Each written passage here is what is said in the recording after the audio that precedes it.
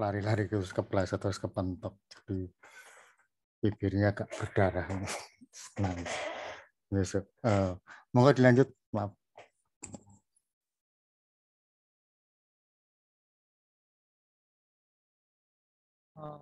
Untuk pengertian dari premi sendiri adalah uang yang dibayarkan kepada penanggung sehingga individu akan ditanggung dalam hal terjadi kejadian yang merugikan atau buruk.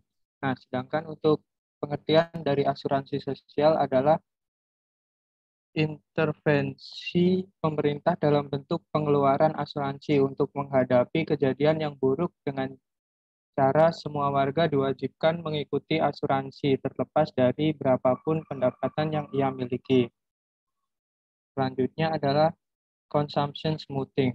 Nah, asuransi berharga bagi individu dikarenakan dapat membantu individu untuk menghadapi berbagai kemungkinan kejadian yang berkaitan dengan konsumsi atau states of the world. Hasil yang dapat terjadi di tengah ketidakpastian. Nah, consumption smoothing ini adalah upaya untuk meratakan tingkat pengeluaran atau konsumsi sepanjang waktu dari ketidakpastian atau fluktuasi tingkat pengeluaran. Nah, jadi hasil teori dasar asuransi adalah bahwa individu akan membeli asuransi penuh untuk sepenuhnya memeratakan konsumsi. Artinya, dalam pasar asuransi yang berfungsi sempurna, individu akan membeli asuransi terlepas dari apakah peristiwa buruk terjadi atau tidak. Nah, selanjutnya adalah asymmetric information. Nah, informasi asimetris ini adalah perbedaan informasi yang dimiliki antara penjual dan pembeli di pasar.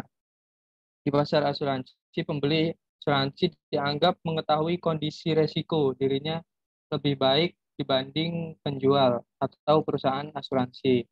Nah, dalam hal ini perusahaan asuransi akan enggan untuk menjual asuransi karena khawatir bahwa hanya orang-orang yang beresiko tinggi yang akan membeli asuransi.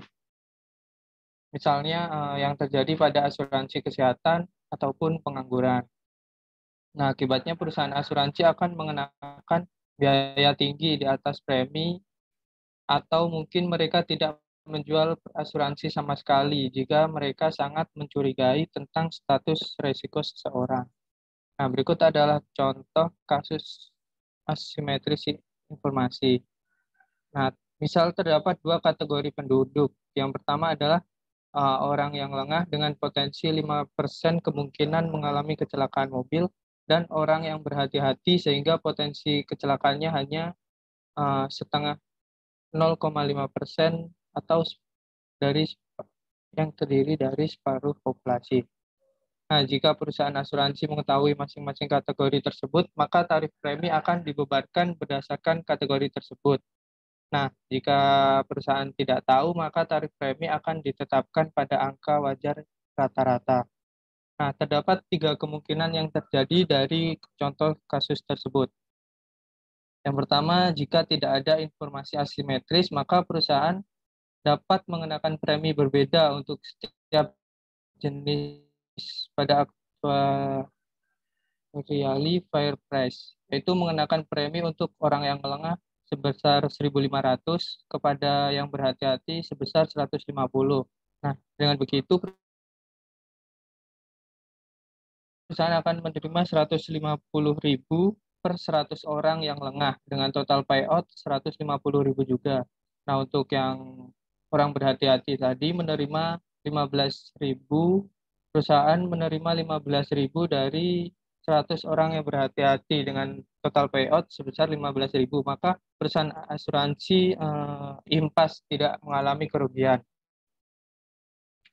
Dalam hal terjadi informasi asimetris, dalam kejadian satu, perusahaan asuransi berusaha membedakan tarif premi tiap orang, namun perusahaan tidak mengetahui siapa yang lengah dan siapa yang berhati-hati. Nah, dalam hal ini orang yang lengah akan menyembunyikan tingkat resikonya yang sebenarnya berpura-pura bahwa ia orang yang berhati-hati untuk mengurangi biaya yang harus ia bayar dengan hanya membayar 150. Nah, orang yang berhati-hati membayar 150. Sehingga perusahaan akan menerima 15.000 per 100 orang yang lengah, yang menyamar orang lengah yang menyamar sebagai orang yang berhati-hati dengan total payout 150.000, maka perusahaan asuransi akan rugi sebesar 135.000. Nah, dari orang yang berhati-hati, perusahaan akan menerima 15.000 dari 100 orang dan total payout-nya 150.000.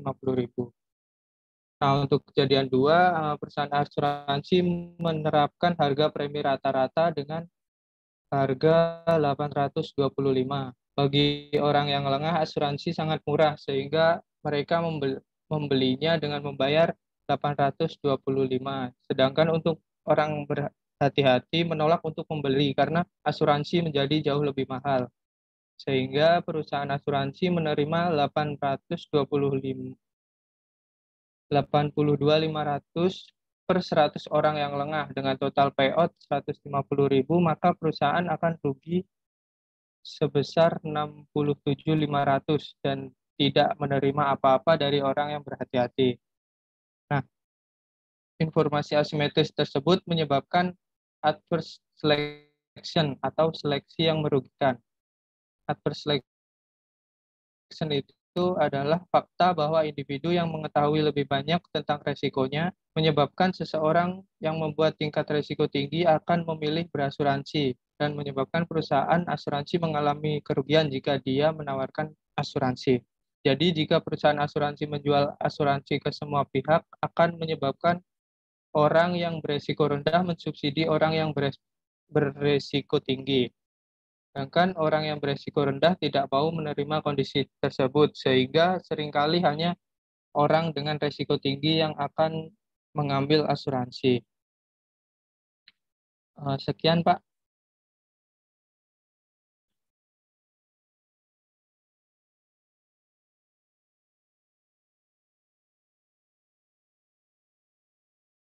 Yep. Makasih tadi lagi dari Vel juga.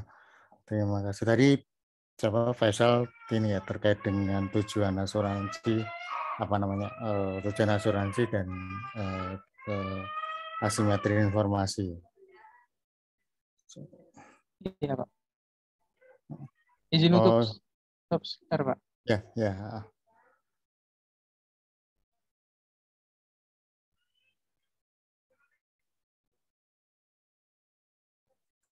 Berikutnya Yusan ya, monggo. Ya, Nanti Pak. sekalian aja kalau ada yang Izin untuk share screen ya, Pak. ditanyakan. Ya.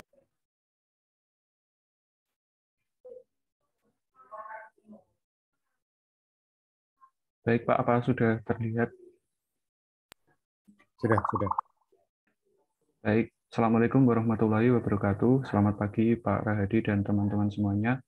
Kali ini saya akan menjelaskan tentang uang pensiun bagi non-PNS.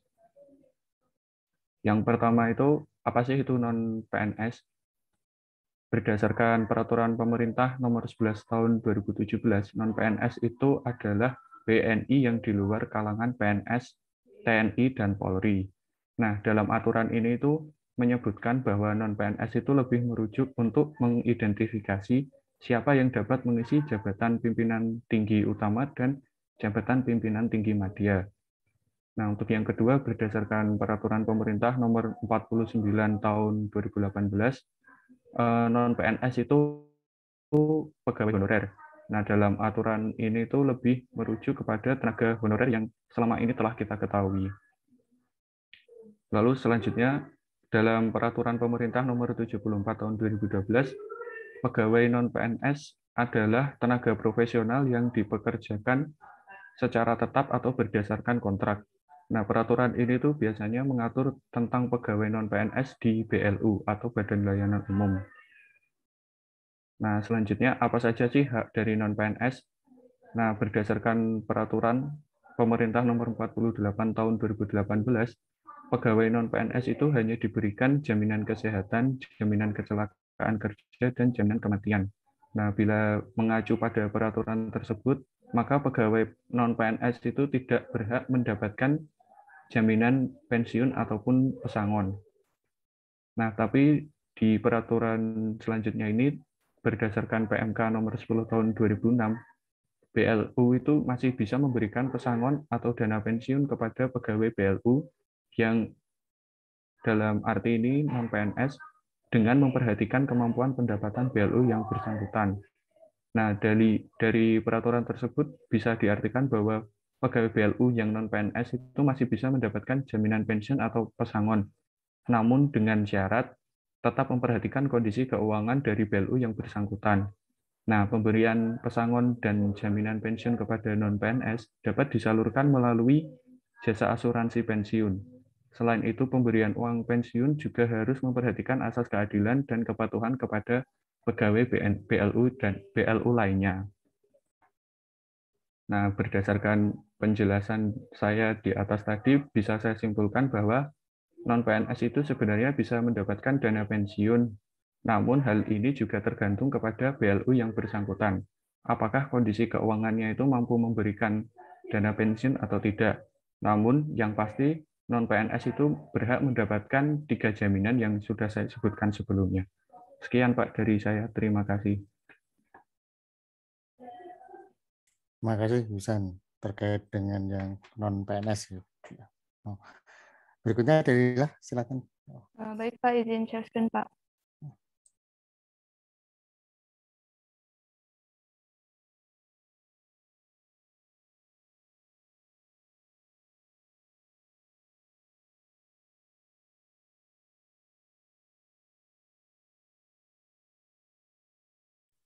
Apakah sudah terlihat Bapak dan teman-teman? Barusan. Ya. Sudah. Ya.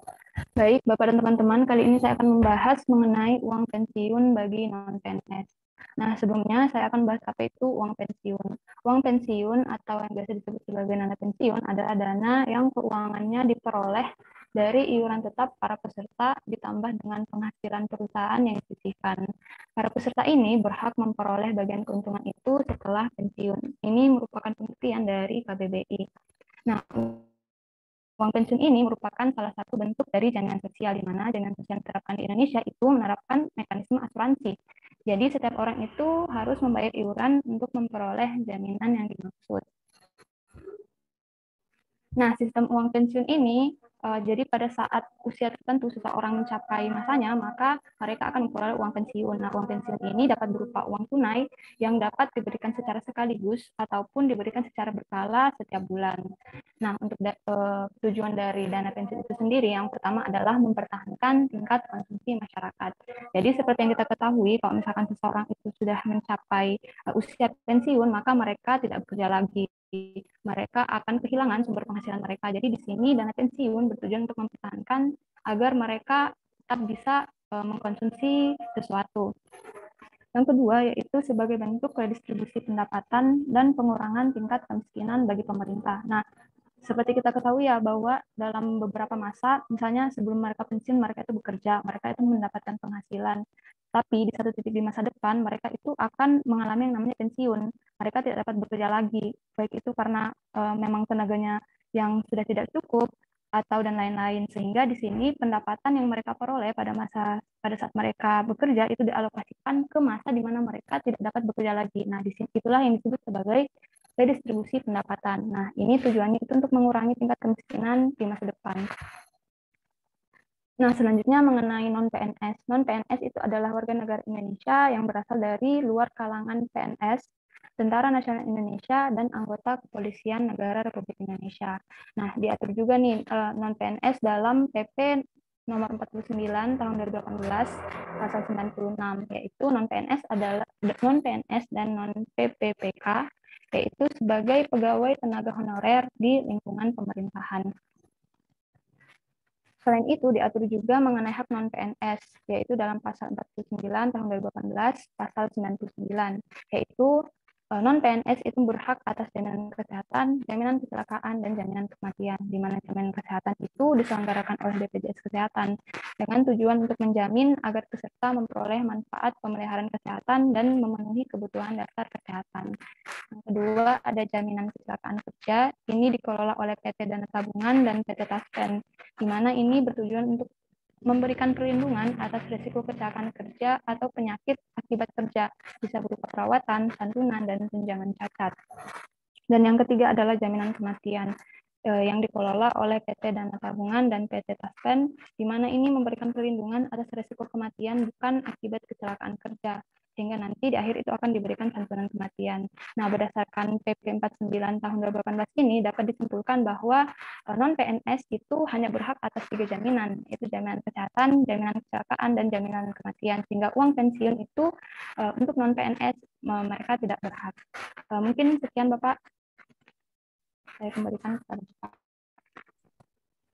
Terima kasih, hampir ini ya sama dengan yang tadi dengan Yusan. Ada isu baru terkait dengan itu kan, dana pensiun tadi yang mungkin yang dapat PNS, terus kemudian tadi sudah mungkin kalau saya tidak keliru dengan non PNS yang terkait dengan apa namanya jabatan tinggi gitu ya, jabatan tinggi untuk suatu instansi di pemerintahan, terus kemudian tenaga honorer atau pegawai pemerintah ya, PPK gitu ya, pegawai pemerintah. Kok saya lupa panjangannya apa? Pegawai pemerintah itu juga. Terus gimana dengan pegawai swasta? Gimana dengan wirausahawan nanti ya? Wirausahawan yang nggak tahu apakah mengenal pensiun atau tidak, tapi mereka pasti akan memasuki hari tua gitu ini. Pasti akan memasuki hari itu, memasuki hari tua di mana mungkin untuk mungkin mempunyai keterbatasan untuk memperoleh pendapatan. Ini gimana?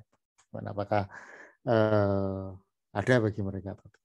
Kayaknya belum ya di Indonesia. Monggo kalau ada ya ingin disampaikan atau pertanyaan terkait dengan asuransi sosial baik di Indonesia atau mungkin yang di apa namanya secara prinsipnya atau secara silakan nanti ada yang mau dibahas. Saya mau bertanya, ya. Untuk kan tadi Bapak menyebutkan bahwa konsepnya itu pengennya itu untuk asuransi sosial kan ya untuk semua orang itu kan banyak, untuk semua orang kalau bisa ya ada dana pensiun gitu yang bisa menjamin kehidupan masa tuanya gitu. Yang saya tanyakan menurut Bapak itu apa sih urgensinya semua orang itu memiliki jaminan hari tua itu? Kalau saya melihat sendiri sekarang ini kan banyak apa namanya fenomena generasi sandwich generation yang mengakibatkan ya generasi muda yang mungkin baru lulus kuliah atau baru menginjak suatu pekerjaan gitu, nggak bisa mengimprove dirinya lebih baik, tapi harus menanggung beban dari generasi sebelumnya juga. Apakah karena hal itu atau mungkin ada urgensi lain gitu yang mengakibatkan seharusnya jaminan hari tua itu harus bisa diterapkan untuk semua gitu Pak. Mungkin itu pertanyaan saya. Terima kasih Pak. Ada yang ingin berpendapat? Atau yang lainnya, tanya yang lainnya.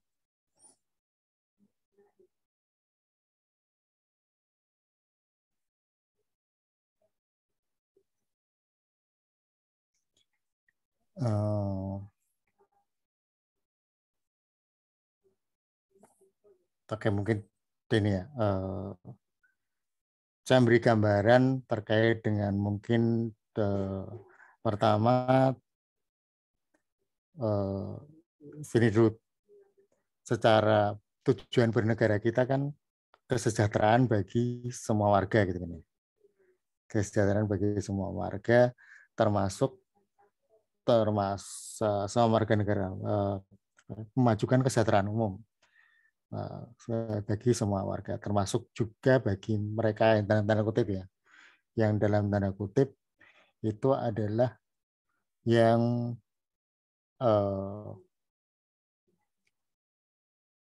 tidak bisa untuk memperoleh penghasilan, tidak bisa. Ini secara saya berapa persentasenya saya enggak, tidak bisa memperoleh penghasilan, entah karena mereka ya tidak bisa, entah karena mereka sudah sudah tidak punya tenaga dalam tanda kutip, terus kemudian mereka benar-benar tidak punya saudara gitu ya, benar-benar tidak punya saudara, tidak punya siapapun gitu ya, tidak punya siapapun, terus kemudian anak kecil mungkin yang tidak punya siapapun gitu, tidak punya siapapun, itu kan juga apa namanya, juga dalam tanda kutip kalau melihat dari tujuan negara kayak gitu harusnya juga dia paling tidak bisa memenuhi kebutuhan dasarnya dia gitu kan. Kalau idealnya kan kayak gitu ya, idealnya kayak bernegara, pemerintah bisa untuk memastikan semua warga negaranya memenuhi kebutuhan dasarnya. Sekalipun mereka tidak punya penghasilan, tidak bisa memperoleh penghasilan, Terus kemudian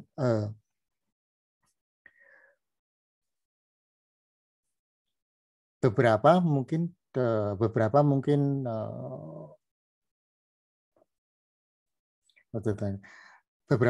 terus kemudian kan gimana cara dapat uangnya gitu kan ya, gimana cara dapat uangnya, mungkin bisa dengan pajak gitu, dengan pajak untuk dari pajak kemudian dipergunakan untuk itu. Nah, sistem asuransi ini yang pertama adalah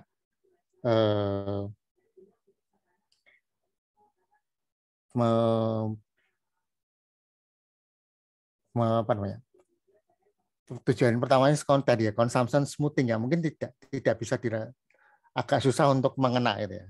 Consumption smoothing agak susah untuk mengena. Consumption smoothing, ini memang susah dirasakan. Consumption smoothing, bahwa sebenarnya manusia itu ketika konsumsinya turun drastis, itu nggak enak gitu. Ketika konsumsinya turun drastis itu akan nggak enak. Tapi beberapa mungkin sudah mempersiapkan dengan menabung, kemudian atau dengan pinjam ke saudara dulu, atau jadi memaintennya semacam itu. Nantinya dipinjam ke saudara dulu atau nabung untuk ketika nanti akan misalkan berubah, terus kemudian suatu saat tidak punya penghasilan, dia bisa menggunakan tabungannya untuk konsumsi dan sebagainya. Beberapa sudah mempersiapkan itu, sudah mempersiapkan itu.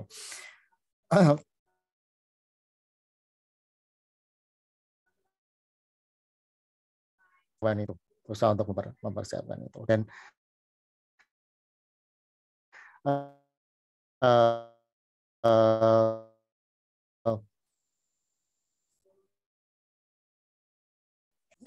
dan kalau terutama sih untuk mungkin bisa apa namanya, untuk yang tidak punya penghasilan mungkin bisa dialokasikan dengan pajak dan sebagainya, tapi alternatifnya itu ya, kecuali selain dengan iuran asuransinya kira-kira gitu. Terus yang kedua tujuannya untuk ya tadi ya, tujuannya untuk consumption smoothing, walaupun sebagian sudah mungkin mempersiapkan diri untuk itu dengan tabungan dan sebagainya, dan sebagian mungkin juga tidak bisa. Yang ketiga adalah khususnya untuk asuransi kesehatan. Asuransi kesehatan itu ketika penyakitnya menular gitu ya, penyakitnya menular kayak sekarang dengan pajak gitu, dengan pajak dan sebagainya, dan pajak beberapa pakai BPJS gitu kan, beberapa mungkin pakai BPJS, beberapa pakai BPJS. Yang penyakit yang menular gitu, ketika ada penyakit menular, kemudian seseorang itu mesti dalam tanda kutip cepat divaksin atau cepat diobatin, karena kalau tidak cepat divaksin atau cepat diobatin itu menularkan ke orang lain. Jadi orang lain itu tidak punya untuk ya, orang lain pasti terdampak, dia tidak bisa memperoleh, dia tidak bisa bekerja dan sebagainya, mungkin kayak gitu. Nah, untuk mengurangi itu maka perlu divaksin atau segera diobati. Nah, kalau tidak punya dana untuk berobat tadi, ya mungkin dengan disediakan pemerintah, bisa melalui pajak atau tadi dengan iuran asuransi gitu ya, iuran asuransi yang nanti kalau prinsipnya BPJS yang sekarang kan katanya gotong royong ya, gotong royong gitu ya, prinsipnya gotong royong gitu. Terus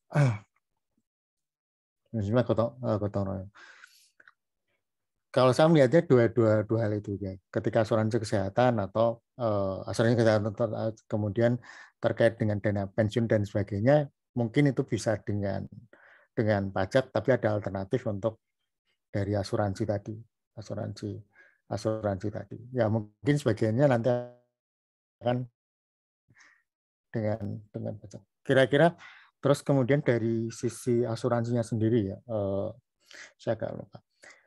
Kalau kan diminta waktu iuran ya, diminta untuk iuran, terus kemudian diminta untuk iuran, dan mereka akan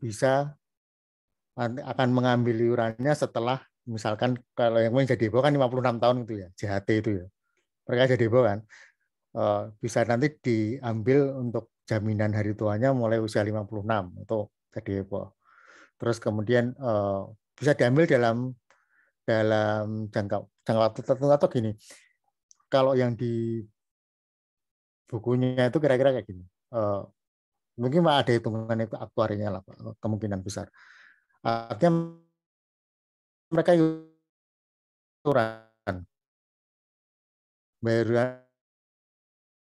iurannya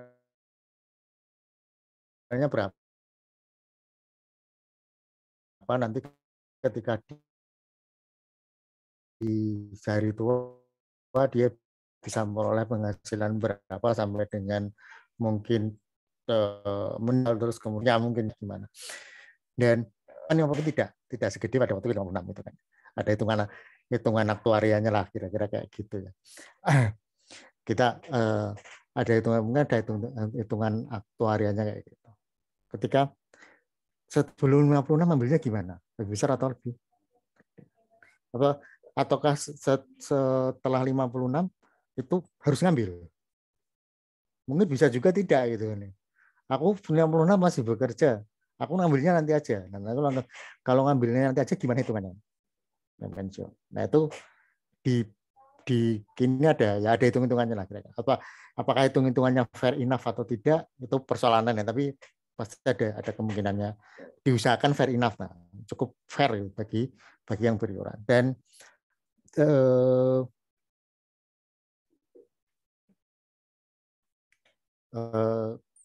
itu untuk ininya ya, untuk yang iuran. Dan terkait dengan asuransi sosial jaminan itu, ketika program itu diluncurkan, hampir sebagian di sebagian prakteknya itu akan ada yang dinamakan legacy debt gitu, hutang warisan, kayak tadi yang disampaikan Fikri, bahwa orang yang program ini diluncurkan 2022 misalkan, syaratnya apa? Syaratnya adalah iurannya akan sekian, iurannya dari penghasilan selama rata-rata penghasilan yang terakhir atau gimana lah. Iurannya nanti boleh diambil ketika usianya sekian. Ya monggo mau diatur yang boleh ikutan yang misalkan 40 tahun. Ya. Jadi nanti baru bisa ambil setelah dia beriuran kira-kira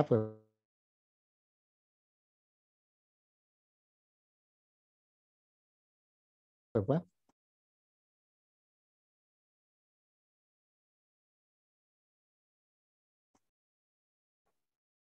Bisa untuk tidak bisa untuk menyisihkan pendapatannya untuk mempersiapkan hari tua. Kalau tujuan kita adalah kesejahteraan bersama, gitu ya. Kesejahteraan bersama, mungkin beberapa sudah mempersiapkan diri dengan menabung dan sebagainya. Beberapa yaitu tadi mungkin nggak bisa. Dengan adanya tadi bisa dilakukan dengan pajak gitu ya. Kalau tadi iurannya bagi anggota ini dimanfaatkan bagi dia sendiri gitu kan ya. Jadi yang tidak punya iuran mungkin akan ditanggung dengan pajak. Dan beberapa memang, tapi beberapa besarnya saya nggak. Artinya gini, jumlah klaimnya berapa, terus jumlah defisitnya berapa, terus jumlah klaim itu, uang iurannya itu bisa diinvestasikan ya, investasikannya harusnya sih prudent gitu. Harusnya itu ya terpercaya lah, trustable, sehingga kemungkinan ruginya itu agak kecil. Tapi beberapa kan kasus ya yang asuransi itu ternyata diinvestasikan ke yang resikonya tinggi kemudian gagal gitu kan. Sehingga mereka tidak bisa untuk membayar asuransinya itu kira-kira gitu. Jadi dari yang tidak bisa mempersiapkan mungkin bisa ditanggung dengan pajak. Dengan pajak. Dan itu atau paruh-paruh gitu ya. Sebagian dari asuransi yang mudah dalam tanda kutip, sebagian dari pajak. Dan hampir di beberapa sebagian besar ketika praktek asuransi jaminan pensiun ya, jaminan sosial itu diperkenalkan, itu ada yang namanya legacy debt. Artinya orang iurannya baru sedikit, kemudian terima klaimnya itu atau terima dana pensiunnya banyak banget. Tadi bisa diatur yang boleh iuran yang usianya 45. Loh, kenapa 45 misalnya itu? Kenapa kok nggak 48? Nah, repot. Ya kira-kira pasti ada pertanyaan kayak gitu. Lalu ketika dia iuran di usia apa namanya? Usia 48 misalkan ke 56, atau dia hanya boleh menerima dana pensiun di awal-awal ya mungkin dia mau dana pensiun sebatas iurannya saja itu. Terus nggak ngerti juga lagi kalau kayak gitu.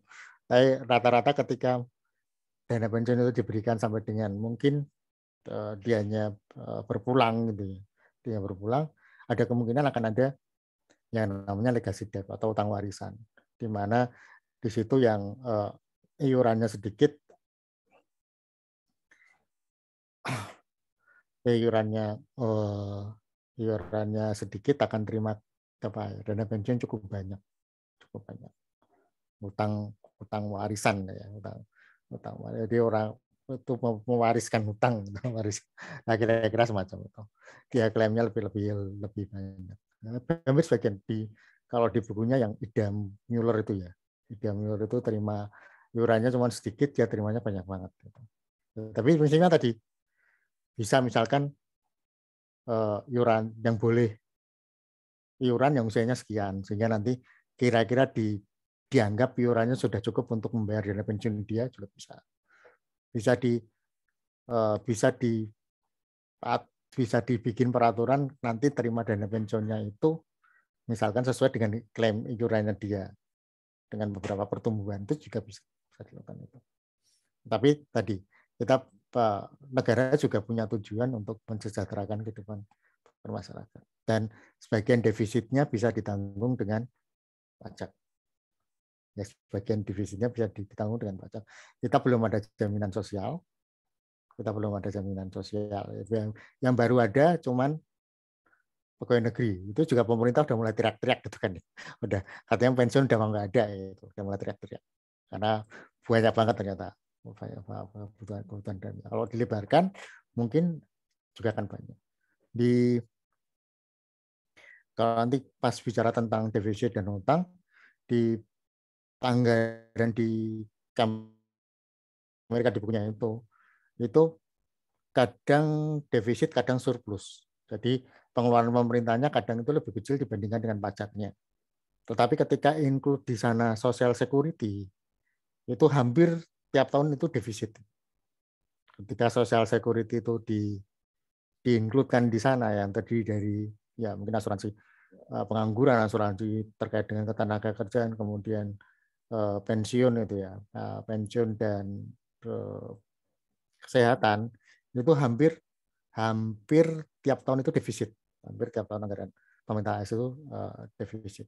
Artinya sebagian defisit di asuransi itu mungkin akan ditanggung dengan pajak dari orang kaya ke yang mungkin yang membutuhkan. Terus kalau cerita pengalaman di Indonesia yang saya amati beberapa terkait dengan asuransi. Yang pertama asuransi kesehatan tadi ya, asuransi kesehatan seringnya defisit sebelum pandemi. Itu defisit 2020 Aku belum ke beritanya lah ya. 2020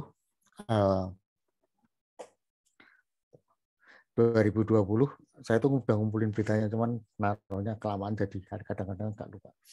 2020 itu pemerintah berencana, 2019 pemerintah berencana untuk menaikkan iuran BPJS Kesehatan dimulai di Januari 2020. Kalau saya tidak salah. Januari 2020 itu sudah ada yang mau pindah kelas itu ya. Tadinya bayar iurannya 100, karena pemerintah mau naikin di kelas 1 misalkan 100, jadi 100, jadi 150 atau jadi 200 misalnya kayak gitu. Dia mau tetap bayar iurannya 100, jadi turun kelasnya. Jadi tujuan untuk mencapai kenaikan jumlah iuran itu, kalau yang pindah kelas banyak kan bisa nggak tercapai juga kan. Bisa jadi nggak tercapai. Terus mungkin fenomena yang mungkin sudah saya ini kan juga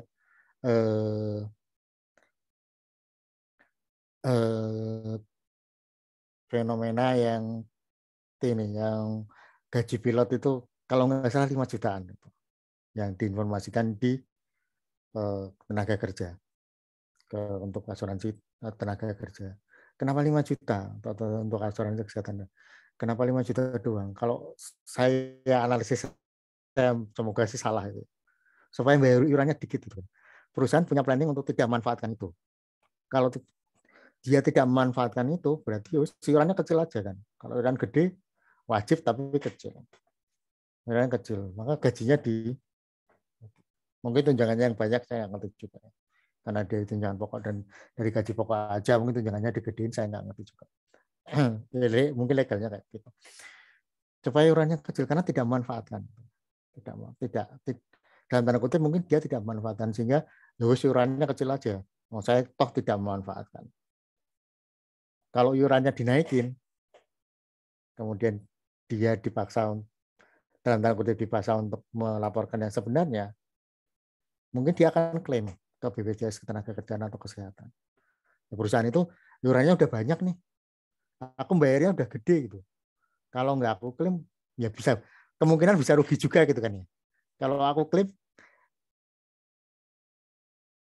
aku nggak usah pakai asuransi yang lainnya, pakai BPJS saja. Mungkin akan saya klaim di sana. Nah, itu bisa jadi persoalan defisit Mas, tapi nggak tahu nanti gimana. Ini yang BPJS Kesehatan kayaknya nggak terdengar lagi selama pandemi ini. Kalau BPJS Ketenagakerjaan kayaknya laporan keuangannya baik-baik saja ya. Dan jaminan kematian, terus jaminan kecelakaan kerja dan sebagainya. Karena yang pengangguran belum ya. Jaminan untuk kecelakaan kerja dan sebagainya itu kayaknya masih baik-baik saja. Kemarin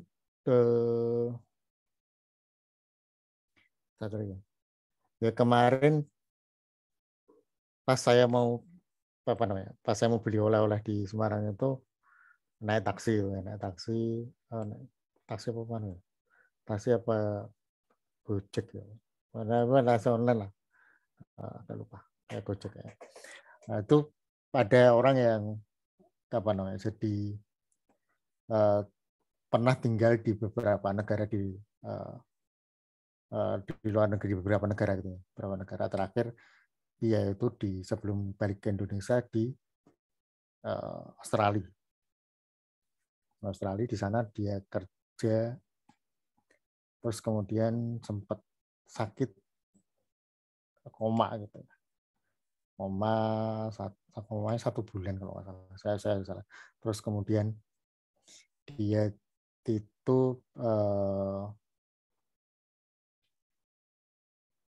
di rumah sakit 3 bulan, ceritanya kalau lupa, padahal baru kemarin hari Senin ya, 3 bulanan. Dan selama 1,5 tahun itu, 1,5 tahun atau setahun itu dia tidak bekerja, tapi gajinya dibayar oleh pemerintah Australia. Kayaknya pemerintah Australia, nggak tahu pakai dana perusahaan atau tidak, saya tidak tahu persisnya, tapi dibayar oleh pemerintah Australia. Terus dan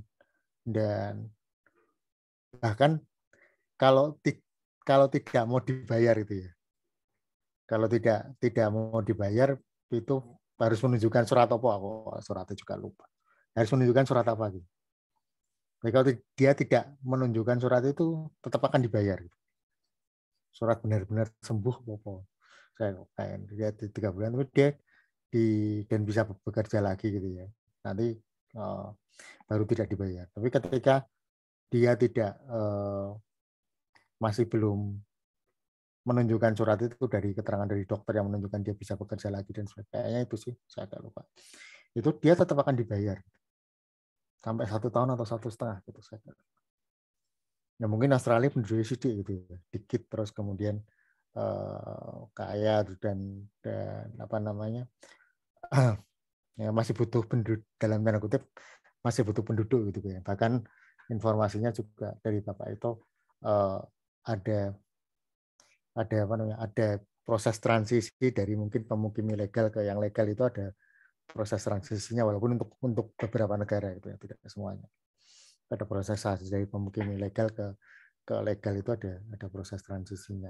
Jadi diperkenankan ada proses transisinya gitu. Walaupun tidak untuk semua warga apa namanya warga negara, untuk negara tertentu aja walaupun dikhususkan. Jadi tadi tujuannya untuk ke consumption smoothing, terus kemudian yang kesehatan ya, kalau harus terlintas ada kemungkinan juga untuk yang untuk kesejahteraan umum gitu ya.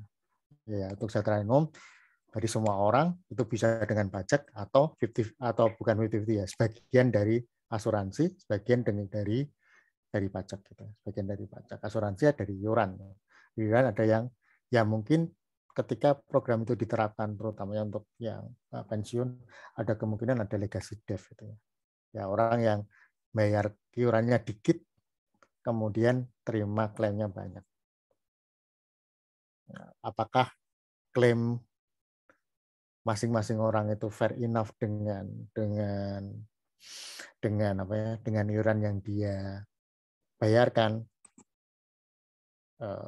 Mungkin juga tidak, karena sebagian mungkin dipergunakan untuk itu. Sebagian dipergunakan untuk itu. Tapi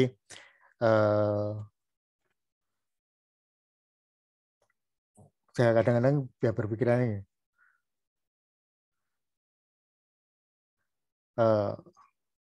di FB saya kadang-kadang muncul banyak untuk apa namanya, funding gitu ya, funding untuk apa. Kenapa ini muncul di mata saya gitu? Saya kadang-kadang protes gitu. Kenapa ini muncul di mata saya gitu? Kenapa kok udah nggak ada gitu ya? Nggak ada, pemerintah udah apa namanya, kadang-kadang muncul bilang pemerintah udah melakukan sesuatu sehingga itu tidak muncul gitu, banyak banget. Kenapa kok muncul gitu? Kenapa kok muncul di hadapan saya gitu? Kadang-kadang sempat karena banyak kadang-kadang muncul pikiran yang semacam itu. Nah, itu kalau sebagian apa namanya ya, dalam tanda kutip bisa dilakukan dengan ya funding dalam bentuk apa ya, mungkin ya iuran tadi itu ya, iuran yang mungkin bagi sebagian masyarakat atau generasi yang bayarnya banyak gitu ya. Generasi yang bayarnya banyak mungkin it's not fair, mungkin juga fair enough atau tidak. Ya, jadi apakah itu fair enough tadi ya, yang bagi generasi yang bayarnya banyak dengan adanya legacy death, orang yang bayarnya sedikit tapi terimanya banyak gitu ya, atau tidak ya masih question mark juga. Tapi ada maksud untuk tadi kesejahteraan umum, kita dalam tanda kutip bergotong royong untuk ya kesejahteraan bagi semuanya. Kesejahteraan bagi semuanya. How much? Kadang-kadang kalau diminta iuran banyakan itu juga nggak ikhlas itu kan. Sama, saya juga sama. Iurannya kok kemen. Saya jadi ingat, kalau ini beda kasus, tapi jadi ingat ini. Saya dari Semarang. Oleh-oleh yang terkenal apa? Makanan paling khas Semarang apa? Ada yang tahu? Ada yang dari Semarang? Lumpia, Pak. Lumpia. Misan dari mana? Dari Kediri, Pak, saya. Di Lumpia Semarang. Ada yang dari Semarang? Lumpia tahu harganya satu itu? Ukurannya kira-kira 10 cm ya, 10 cm, diameternya mungkin 2 cm atau 3 cm ya. 2 cm sampai 3 cm lah diameternya gitu. Isinya udang, ayam sama rebung gitu. Udang, ayam sama rebung. Ini beda-beda kasus. Cuman ada terkait dengan keikhlasan itu, keikhlasan. Terus kemudian yang lumpia yang kena di Jalan Mataram, lumpia Mataram terkenal, saya tahu tempatnya gitu kan, tempatnya. Terus kemudian suatu saat tadi adik saya sebelum menikah itu bawa oleh-oleh lumpia. Lumpia harganya satu sekitar dulu itu pokoknya mahal lah, satu itu 15 ribuan lebih. Sekarang ya 18 ribu mungkin. Satu itu 18 ribu. Tadi ya kira-kira panjangnya 10 cm, kemudian diameternya ya 3 cm itu kan. Satu saat beli oleh-oleh itu kalau beli 10 ya 180. Udah 180 ya, lumayan itu. Nah, beli itu terus kemudian disuguhkan di kantor. Suguhkan kantor kan kalau 10 ya, 10 berarti kan cuma buat 10 orang kalau satu-satu. Terus kemudian diparuh kan. Diparuh jadi 20 lah, 20 potong diparuh. Ada temannya yang nyeletuk gitu. Kok diparuh gitu kan. Kok dibagi dua gitu. Kok dibagi dua? Terus komentarnya adikku, malah larang, ya mahal. Ada kan itu. Ketika mungkin diminta iurannya banyak, mahal. Ketika diminta iurannya banyak kan mungkin ada yang nggak ikhlas. Apakah yang kayak ikhlas itu? Mungkin juga enggak. Kalau kemarin dengerin siapa? Gus Bah. 1%, 1% itu nek 1 miliar bisa buat macam-macam gitu. Bisa buat bayar orang dan sebagainya. 1 miliar kan banyak, ya kan? Bisa buat bayar orang, bisa buat apa? Kadang-kadang juga hitungannya persennya kecil, tapi ketika menyangkut jumlah yang cukup besar, bisa jadi tidak dalam tanda kutip ikhlasnya. Itu tadi ya ada kebanyakan jawabannya. Mungkin ada kemungkinan mungkin tidak cukup fair bagi yang bayarnya banyak kan, tapi ada satu misi untuk kesejahteraan umum yang di mana orang itu dalam tanda kutip bukan tidak mau ya, bukan tidak mau tapi memang tidak bisa. Tapi berapa persen jumlahnya itu yang mungkin perlu dikalkulasi benar-benar. Dan itu juga tidak mudah. Dan itu juga tidak mudah. Tidak mudah. Itu sorry kalau kepanjangan. Ada yang lainnya? Terima kasih Pak. 11.50.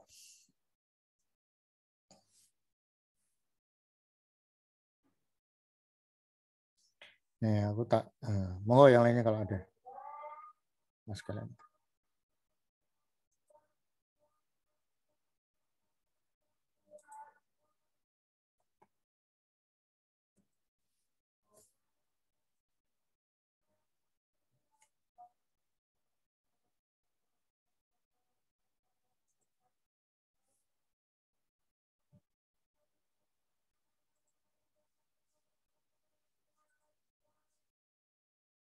Aku gini dulu ya, tak administrasi dulu ya.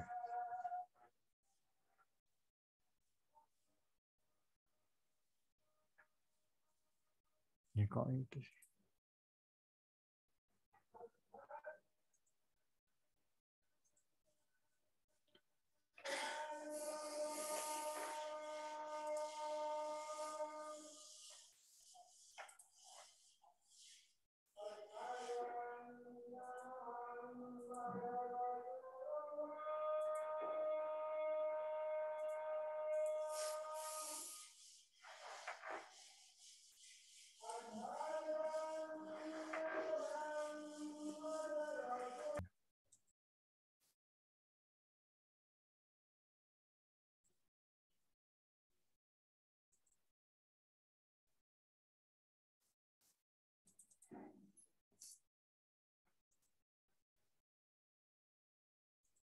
lupa.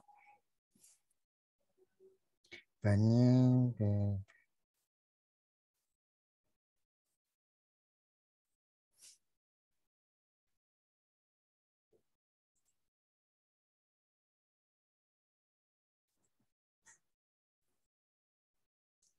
Ya mungkin saya sarikan beberapa, saya agak lupa pas benar atau tidak. Yang pertama tadi ya, kenapa individu value insurance yang tadi untuk consumption smoothing, walaupun itu ya kerasanya akan agak susah.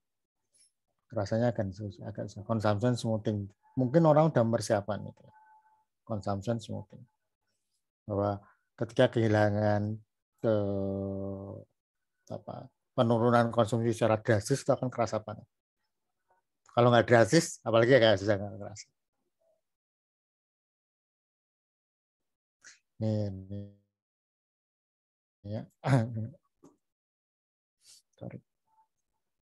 Nah, dicontohkannya ya bisa ketika suatu saat makan banyak, suatu saat tidak makan 2 hari, tidak makan sekali, itu juga tidak sih. Tapi contoh ekstrimnya gitu kan. Mungkin orang sudah mempersiapkan, tapi tujuannya adalah untuk consumption value dari insurance sebenarnya untuk consumption smoothing.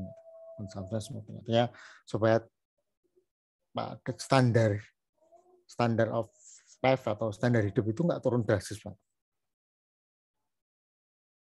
Karena tidak turun drastis banget. Kira-kira itu akan kelihatan ketika ekstrim, tapi kalau tidak terlalu ekstrim mungkin nggak terasa. Nah ini hitung-hitungan mungkin dipaskan, tapi ya mungkin ada apa namanya, ada klausul, ada secara ilmiahnya, mungkin juga ada perhitungannya, tapi mungkin juga dipas-pasin mungkin ya kayak gitu kan. Kalau nggak 300, kalau ini nggak akar C atau gimana kan, itu adalah cara perhitungan. Ada beberapa menggunakan asumsi yang bisa jadi asumsinya itu sudah didasarkan pada fakta-fakta sebelumnya, bisa jadi juga mungkin juga tidak. Nah ini di bukunya benar, tapi di slide aslinya agak salah gitu, Slide aslinya agak salah. Beberapa di slide-nya Gruber kayak gitu, slide aslinya itu agak salah. Nggak tahu kenapa salah itu. Hitungannya nggak make sense itu aja. Hitungannya nggak make sense. Ketika tertabrak dia berarti harus bayar harus bayar biaya pengobatan, yang itu ketika dia tidak punya pendapatan, pendapatannya semuanya dipergunakan untuk biaya pengobatan, berarti dia tidak konsumsi sama sekali ketika tertabrak. Ketika dia full asuransi, ketika dia tertabrak, maka dia masih bisa konsumsi seperti sebelumnya karena semuanya ditanggung. Kalau dia separuh-separuh gimana? Ini contohnya cuma separuh-separuh. Kalau bayar asuransinya cuma separuh, jadi tertanggungnya cuma separuh, kira-kira gitu. Ya hitungannya kayak gini. Tapi ketika akan ekstrim, consumption smoothing tadi akan kelihatan.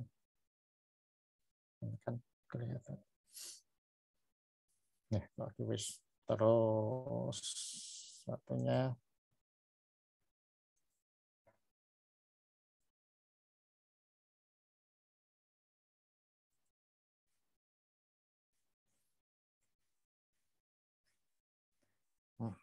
Pak, kayak ini dulu biar saya urutannya mungkin agak ini. Kenapa biasanya di asuransi ada asimetri informasi, dan kalau di DJP dulu ya, DJP itu punya asuransi kesehatan lain selain dengan dulu Askes atau BPJS Kesehatan. Dia ikut bayar di perusahaan asuransi lain, dan dia dengan asuransi itu pegawai pajak itu bisa berobat di Premier, salah satunya Premier Bintaro, karena mungkin banyak yang saya ingatnya karena banyak yang di kampus bisa berobat di Premier Bintaro. Kalau BPJS dulu nggak bisa, nggak tahu sekarang belum. Kasus belum nggak bisa. Kalau DJ bisa, tetapi itu perusahaannya hampir tiap tahun ganti. Perusahaannya hampir tiap tahun ganti. Kenapa ganti? Kayaknya klaimnya kegedean dibandingkan dengan iurannya. Jadi masuk ke sana kadang-kadang rugi karena klaimnya kegedean dibandingkan dengan iuran yang masuk. Iuran yang masuk. Oh ya, Askes salah satu BPJS itu di banyak asuransi lainnya itu asuransi untuk yang melahirkan atau ibu hamil sampai dengan melahirkan itu banyak yang nggak menanggung. Ya, kalau BPJS ditanggung. Ya, kalau perusahaan ya saya nggak apa, kayaknya ditanggung juga sih kalau perusahaan. Kalau di perusahaan, tapi kalau yang di biasa banyak yang tidak. Mungkin kalau perusahaan beberapa juga mungkin menanggung. Nah, banyak yang kayaknya hampir tiap tahun ganti. Seingat saya hampir tiap tahun ganti. Panjang ingatan saya sering ganti untuk tadi mungkin klaimnya lebih gede dibandingkan dengan iuran yang masuk gitu ya. Ya, kan di stat iurannya sekian, nanti terus kemudian mereka bisa klaim syaratnya apa saja. Gitu. Yang boleh diklaim apa saja, syaratnya bagaimana. Gitu. Nah itu rata-rata kayaknya lebih gede klaimnya dibandingkan dengan iurannya. BPJS juga sama itu. Ya sama beberapa tahun terus defisit, terus kemudian beberapa menunggak di rumah sakit, menunggak di dokter, dan mungkin sampai dengan isu rumah sakit nggak kebayar, dokter nggak dibayar gitu ya, dokter nggak dibayar dan sebagainya itu ya mungkin faktanya kayak gitu, faktanya kayak gitu. Iurannya tidak sebanding dengan klaim yang ada. Ya, ini asymmetric information, perbedaan terkait informasi terhadap kondisi untuk tertanggungnya gitu ya, mau ditanggung, yang lebih tahu biasanya yang siapa yang mau ditanggung gitu kan. Artinya pembeli asuransi atau yang lebih tahu dibandingkan dengan penjualnya. Nah, penjual ini punya dua alternatif itu jualinnya. Tadi kan ada yang jualin murah ke yang berhati-hati, terus yang mahalan ke yang lengah gitu kan, yang careless sama careful gitu kan. Itu yang disebut dengan spirit equilibrium. Ya, spirit equilibriumnya atau jumlah iurannya itu dipisah antara yang beresiko dan tidak beresiko. Itu spirit equilibrium. Tadi kenapa spirit equilibrium ada kemungkinan ketika spirit equilibrium itu sekarang gitu kan ya. Kayak sekarang itu BPJS menggunakan spirit equilibrium. Sekarang tidak resiko sih, tapi kelasnya lah. Mungkin nggak tahu sama atau tidak, tapi biasanya berdasarkan resiko kalau spirit equilibrium. Yang beresiko bayarnya sekian, yang tidak beresiko sekian. Ada kemungkinan bahwa yang beresiko itu akan melaporkan tend to be unreached gitu semua, atau bahasanya kalau ngarang Jaksel gitu. Akan bertindak seolah-olah mereka itu tidak beresiko, supaya pas bayarnya murah itu. Faktanya tadi yang misalkan ya contoh mungkin agak beda, yang perusahaan penerbangan itu kan dia milih supaya bayarnya lebih murah, tend to be, bertindak seolah-olah itu tidak berisiko sehingga bayarnya murah. Ketika dia bayar murah karena dia memang mungkin dalam tanda kutip berisiko, itu kan klaimnya nanti mahal.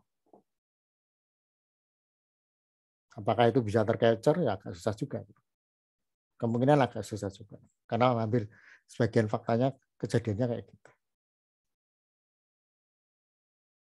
Spirit equilibrium. Kalau rugi terus, kan kalau perusahaan rugi terus ya enggak. Makanya kadang-kadang asuransi pemerintah itu. Defisit terus ya asuransi pemerintah. Nanti akan ditanggung sebagian dari pajak. Sebagian dari pajak. Kemudian ya susah nih ya, karena ada orang yang tends untuk tidak yang beresiko untuk bertindak seolah-olah dia tidak beresiko sehingga rugi. Ada juga dengan pooling equilibrium. Pooling equilibrium ini iurannya sama semuanya. Terus pokoknya bayarnya sekian. Nah, pokoknya bayarnya sekian. Nah, ini kalau kira-kira pokoknya bayarnya sekian, itu di atas, di bawah, atau di tengah-tengah?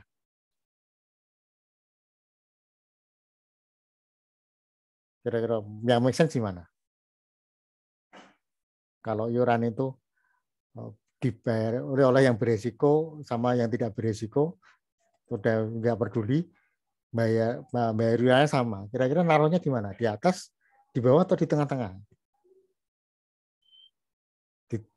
Ditinggiin dulu, nanti kalau mereka bayarnya ini dikurangin. Ini kayak gitu. Biasanya rata-rata di tengah-tengah gitu kan ya, naruhnya di tengah-tengah. Ketika naruhnya di tengah-tengah, maka yang merasa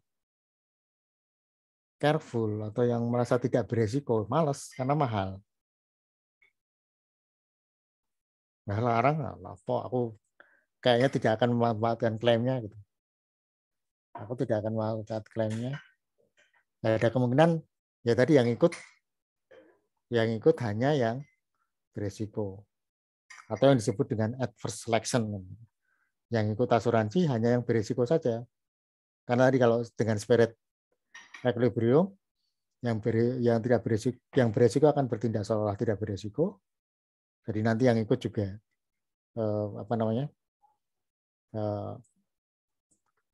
kan rugi karena iuran lebih sedikit. Dia naikin iuran, nanti yang tidak beresiko akan merasa kemahalan, dia nggak ngikut. Jadi nanti yang ikut akan yang beresiko saja atau adverse selection. Adverse selection. Tadi kalau iurannya pooling sama, yang tidak beresiko masa mahal banget nih, ya udah nggak usah ikut aja. Ya, mungkin tidak memanfaatkan. Di adverse selection-nya kira-kira kayak gitu. Ini sama. Nah, adverse selection nanti yang ikut yang sini, sehingga nanti perusahaan mungkin akan malas gitu untuk menyediakan untuk asuransi kesehatan lah terutama, akan malas. Sehingga perlu dilakukan intervensi pemerintah kalau menyangkut sesuatu yang mungkin penting. Atau selection kira-kira semacam.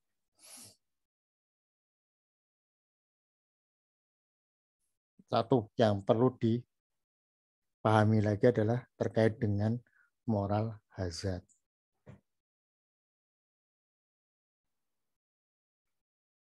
Moral hazard.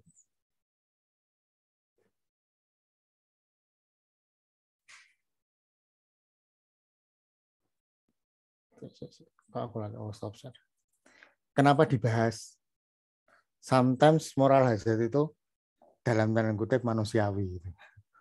Dalam tanda kutip mungkin manusiawi. Dalam tanda kutip mungkin manusiawi. Moral hazard manusiawi artinya mungkin buruk gitu ya. Mungkin atau mungkin nggak bagus. Mungkin tidak bagus. Tapi kadang itu manusiawi. Gitu. Kadang itu manusiawi. Tapi dampaknya apa? Dampaknya itu meningkatkan biaya tadi.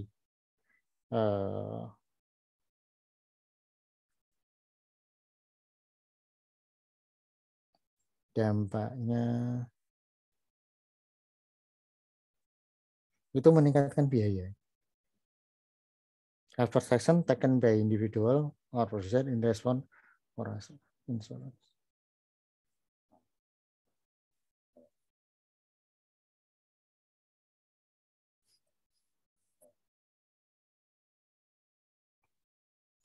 Ya, contohnya apa ya? Ya, ketika sudah mengikut asuransi, ya. Mengikut asuransi tadinya apa?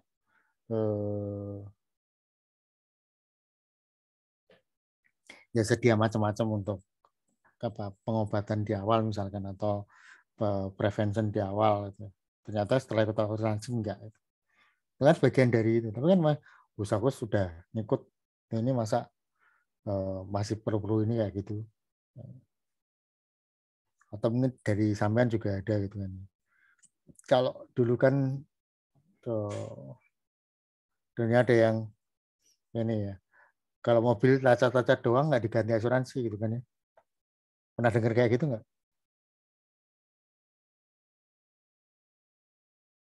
Kalau mobil lecet nggak ditanggung asuransi. Gimana biar ditanggung? Penyokin aja sekalian. Padahal biaya untuk untuk mereparasi lecet-lecet doang ke penyok itu ya mungkin lebih besar penyoknya. lebih besar. Kalau in ekstrim moral jadi termasuk yang kayak gini, dalam kutub ekstrimnya ya, dalam kutub ekstrimnya. Strategic behavior lah kira-kira. Strategic behavior. Sampai ujian udah dapat 100 untuk dapat nilai A, itu nggak perlu 100 misalkan kayak gitu, nggak perlu 100. Terus untuk mata kuliah itu harusnya kan belajarnya juga sungguh-sungguh juga. Gitu. Harusnya belajarnya sungguh-sungguh juga. Ini pemikiran saya. Ketika dalam tanda kutip tidak sesungguh-sungguh biasanya, that's part of molar aja. That's part of molar. Kalau saya ininya kayak gitu ya, kayak gitu. Mungkin salah, mungkin salah. Tapi in ekstrim kalau menurut saya itu termasuk. Itu termasuk. Kenapa perlu dibahas? Karena ada kemungkinan peningkatan biaya. Ketika di asuransi kesehatan, nanti misalkan BPJS, ketika meningkatkan biaya, mungkin akan meningkatkan defisit, itu juga yang bayar pajak. Ya kan? Yang bayar pajak. Bayar pajak moral asset. Tadinya, apa namanya? Ya enggak mungkin ya. Ya, contoh-contohnya. Moral asset. Nah, ekstrim-ekstrim nanti jadi lucu contohnya. Harus screen. Dibagi ini klasifikasi aja. Klasifikasi aja. Saya sebenarnya nggak terlalu nggak terlalu senang dikasih klasifikasi ini, apalagi kan ilmu sosial agak. Reduce precaution against entering adversity. Ya, tadinya dia sedia misalkan pemadam kebakaran untuk yang semprot itu, terus kemudian ikut asuransi kebakaran jadi nggak menyediakan. Biasanya tadinya ngecekin motor atau ngecekin mobil tiap pagi untuk air, untuk rem dan sebagainya. Ini nggak dilakukan, gitu kan ya, nggak dilakukan dan sebagainya. Lampu dan sebagainya tidak dilakukan, maka itu bagian dari karena sudah ikut asuransi ada beda perilaku gitu ya, meningkatkan resiko untuk terjadinya kejadian yang tidak diinginkan, meningkatkan resiko. Nah, itu termasuk dari sana.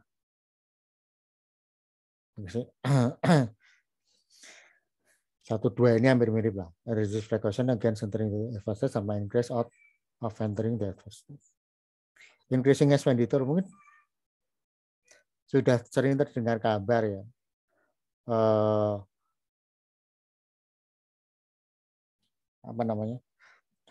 Tidak perlu dokter spesialis.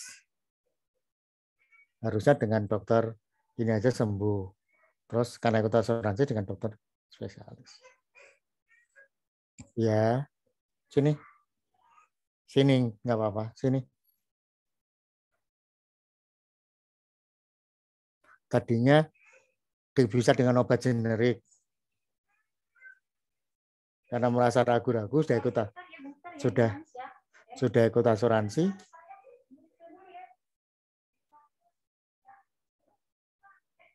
Sudah ikut asuransi. Sini lah. Sini. Enggak. Mudah. Karena sudah ikut asuransi, ya. Namanya terus kemudian.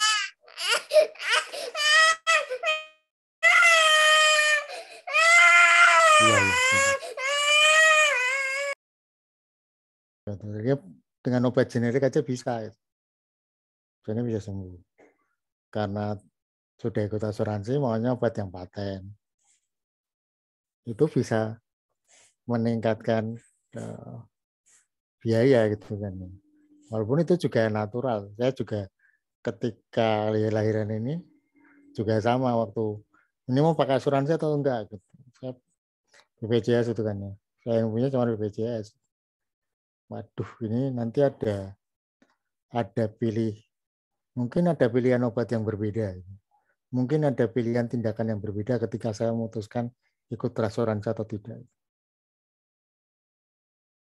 Treatmentnya mungkin beda itu kan, karena asuransi dibatasi oleh mungkin biaya sekian sampai dengan sekian dan saya nggak ngerti sih.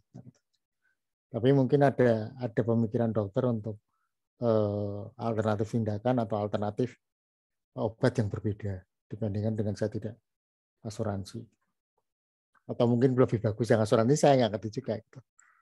Saya tidak tahu. Tapi waktu itu saya mikirnya ya sudahlah, untuk apa namanya, untuk ini saya milih untuk tidak asuransi aja.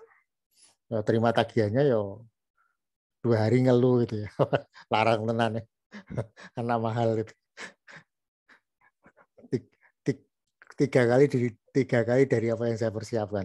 Siapa yang tagihnya 3 kali dari apa yang sudah saya siapkan untuk biaya kelahiran 3 kali. Karena ya itu apa namanya, istri saya kejang ya pada saat melahirkan. Itu tak pikir masuk angin karena saya habis ganti AC itu. Habis ganti AC saya pikir masuk angin, terus minum obat paginya itu saya mau ke kantor belum mandi, itu saya kejang. Udah akhirnya pertama yang saya lakukan saya tusuk jarum itu juga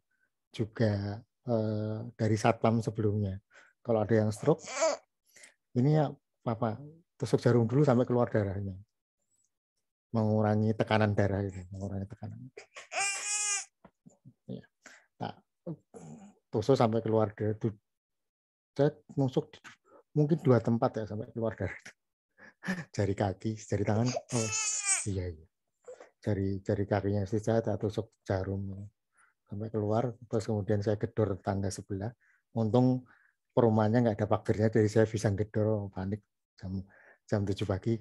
Tetangganya juga takut itu, kok ada yang gedor-gedor. Nah, itu ya pager. Terus kemudian dibawa ke rumah sakit, terus ceritanya macam-macam lah. Di rumah sakit itu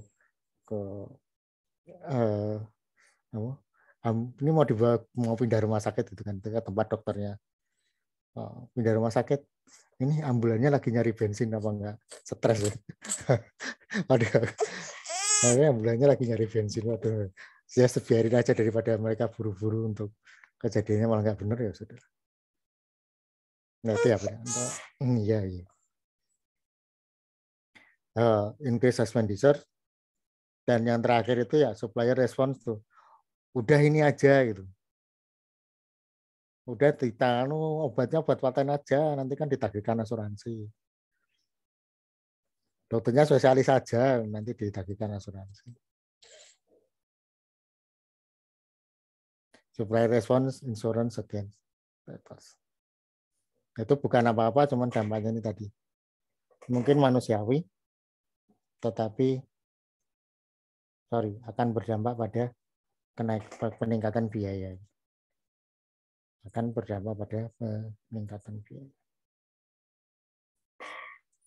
Terus yang satunya itu adalah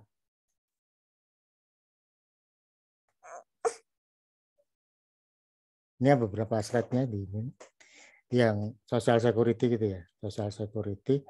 Nah ini mereka ini contribution tadi ya, Federal Insurance Contribution Act untuk social security yang tiap bulan dikasih uang sekian itu ya, sekian sesuai dengan iurannya. Yang eligible gimana? Yang eligible adalah, saya nggak tahu apakah ini yang terakhir atau tidak, tapi kira-kira a person must have sudah digaji atau sudah dapat bayaran lah kira-kira itu selama 10 tahun, 40 quarters atau 10 tahun.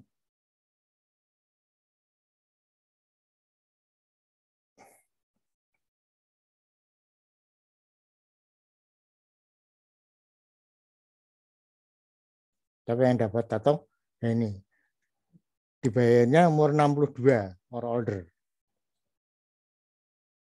Yang berat itu nanti akan, yang berat atas ini adalah yang sudah menerima bayaran 40 quarter atau 10 tahun yang sudah dibayar selama 10 tahun, kemudian 62 yang dibayar pada usia 62. Di 56 itu ya sebenarnya make sense, tapi ya ini ada ininya. Ada paymentnya, ada ini replacement rate. Kira-kira dari iuran itu kan dibayar berapa sih gitu kira-kira. Apakah itu fair enough atau tidak ya mungkin ada hitungannya. Mungkin juga hampir kemungkinan lebih kecil mungkin karena ada sebagian yang untuk gotong royongnya itu mungkin ya. Rasa benefitnya berapa? Dari mana? Di bayarnya bagaimana cara payment size depends on average earning over 35 highest earning years. Pendapatan bulanan dia yang paling tinggi berapa? 35 yang paling tinggi itu di rata-ratakan. Nah, dia akan terimanya dari sana. Kira-kira mungkin sama juga dengan yang di BPJS Ketenagakerjaan itu. Cuman kan informasinya cuma sepotong-sepotong gitu kan. Sepotong-sepotong. Nah, ini kira-kira semacamnya. Ada kalau pendapatannya sekian ya terimanya dia mungkin benefitnya gede. Karena untuk kebutuhan dasar. Kemudian benefitnya presentasinya menurun. Karena lebih bukan untuk dalam tanda kutip mungkin bukan untuk kebutuhan dasar. Kira-kira semacam itu.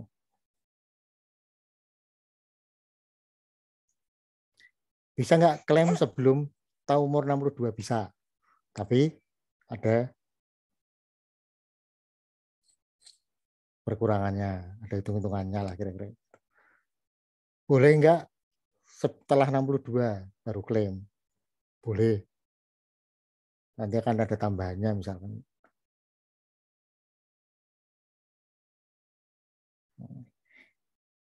Apakah boleh kalau masih bekerja di usia 62 sampai dengan berapa gitu ya?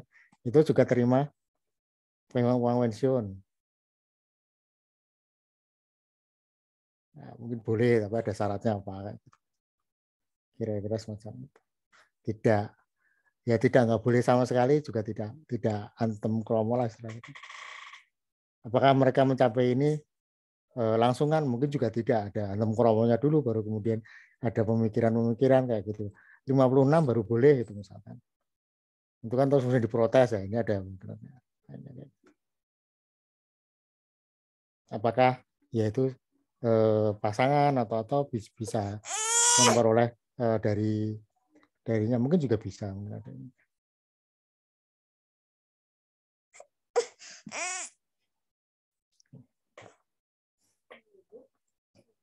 Sama ibu. Ibu itu datang. Ibu datang.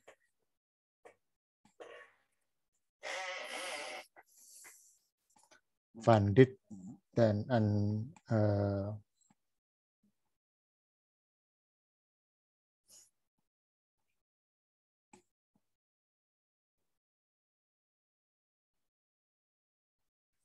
funded dan unfunded ya ini funded dan unfunded artinya kalau yang unfunded itu tidak sempat diinvestasikan kira-kira. Ini iuran dulu, iuran berapa kalau programnya langsung, kemudian ada iuran, ada yang pensiun, nanti itu dibayarkan. Dan ini yang mungkin social security juga yang menjadikan di utang pemerintah Jepang naik gitu ya, tinggi banget ya. Kenapa tinggi banget? Karena dia populasinya piramida gitu, piramida terbalik gitu ya. Piramida terbalik sehingga kalau yang tua itu lebih banyak dibandingkan dengan yang muda. Ketika iuran untuk social security-nya ini tidak berbeda, ada kemungkinan dia ya defisit gitu kan. Defisit. Iurannya sama, tapi dia bayar ke yang generasi lebih tua lebih banyak dibandingkan dengan iuran yang masuk. Kalau misalkan kalau dia sehingga mungkin ada kemungkinan defisit. Kalau yang funded berarti dia nanti akan diinvestasikan. Dan investasi ini juga tidak mudah, harus traceable, harus apa namanya, harus traceable, harus ya, tidak mudah lah. Beberapa asuransi yang dia crowdfunding ya, yang ngumpulin duit itu kan akhirnya investasinya nggak berhasil dan jadi masalah gitu. Jiwasraya atau apa lagi, banyak lah yang bermasalah.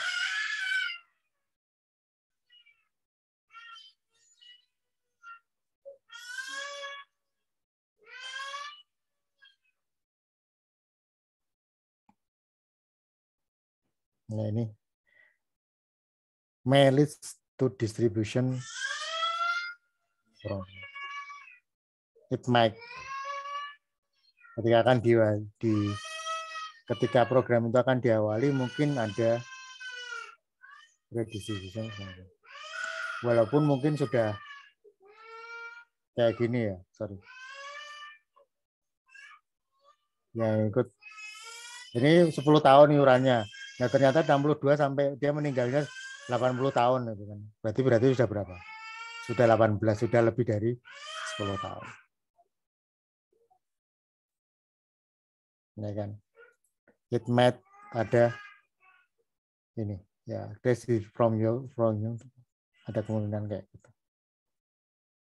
Nasib generasi muda, nasib ya.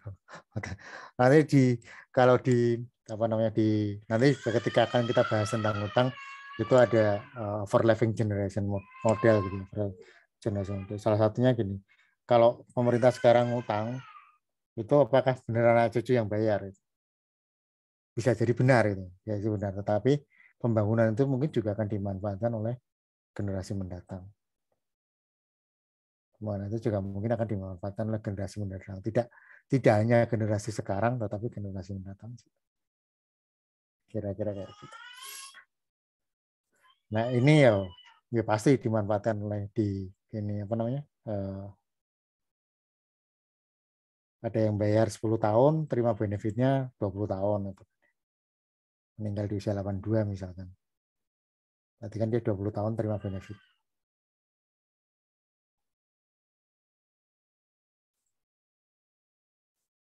Atau tadi atau meninggal, meninggal. Benefitnya terima sesuai dengan iurannya. Nanti kalau iurannya sudah habis, nggak terima benefit lagi. That make sense. That juga apa namanya? Ya apa tujuan untuk kesejahteraan umumnya bisa jadi question mark. Nah ini yang dia idame Fuller itu. Mungkin di awal-awal belum diatur 10 tahun itu kan ya. Paid total itu $24. $24, dia terimanya sekitar 22.892,92 dolar. Menang banyak cerita. Menang banyak ya. Ya segitulah. Yang disebut tadi dengan legacy debt.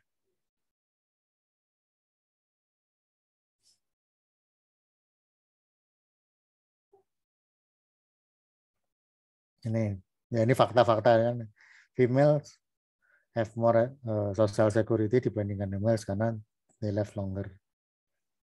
Nah, ini married dan itu ya. Single other couple has more than two other couples. Satu. Nah, ini nggak adil. Nggak ngerti juga ya.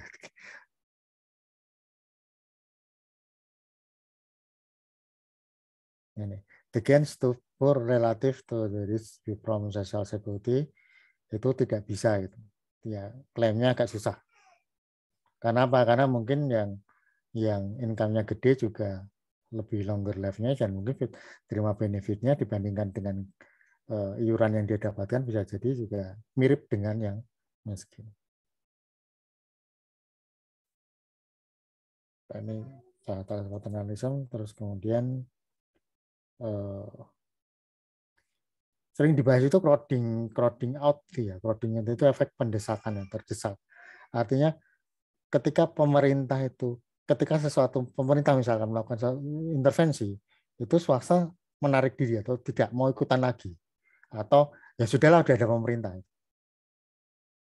Tadi crowdfunding untuk biaya misalkan tempat yatim piatu, orang lansia dan sebagainya, mungkin ada dari individu-individu atau organisasi yang memberikan sumbangan. Tapi ketika pemerintah memberikan sumbangan juga ke mereka, mungkin mereka juga, oh udah ada pemerintah, saya sudahlah. Kayak gitu. Jadi yang disebut dengan crowding out effect. Apakah itu bagus atau tidak? Ya, relatif. Kalau memang tugas pemerintah, ya kenapa nggak pemerintah? Kadang-kadang gitu juga. Tapi apakah harus pemerintah? Mungkin nggak juga. Itu relatif lah kalau bagi saya.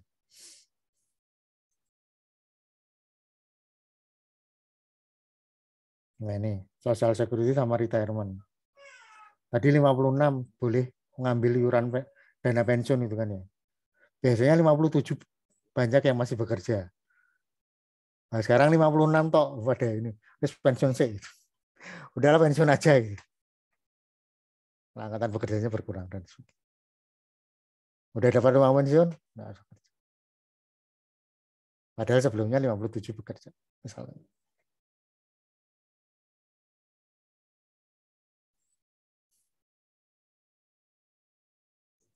Ini apa ya? Labor participant, social security. Tapi ada meningkatnya juga, gitu. Tidak melulu turun terus. Tidak melulu terus. Tadi ya, ketika dia social security-nya udah naik, ya ini.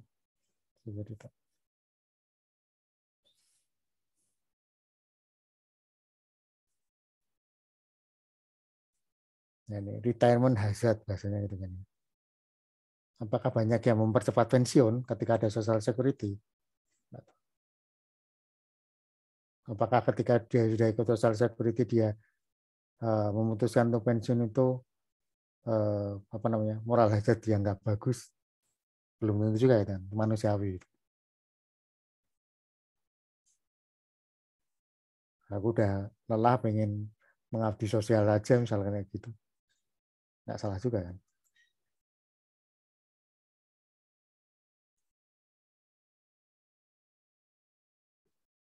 Yang terakhir, alright.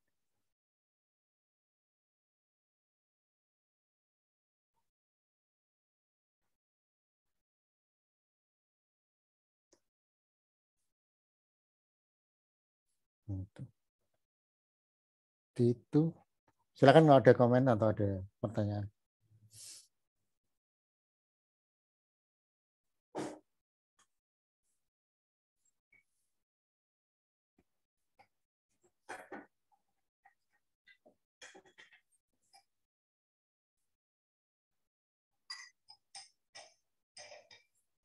Kalian masih dapat THR nggak?